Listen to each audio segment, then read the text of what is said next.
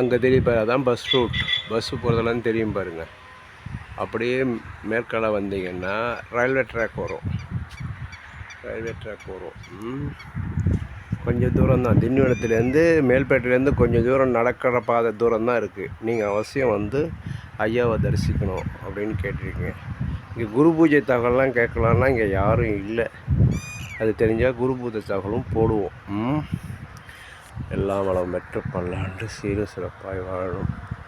ஐயாவுடைய ஆசை எல்லாருக்கும் கிடைக்கணும். இதை காணொலியில் கண்டவங்களுக்கும் அவருடைய ஐயாவுடைய அருள் கிடைக்கணும். என்றும் பூங்குணம் சித்தரடிமை நேரு.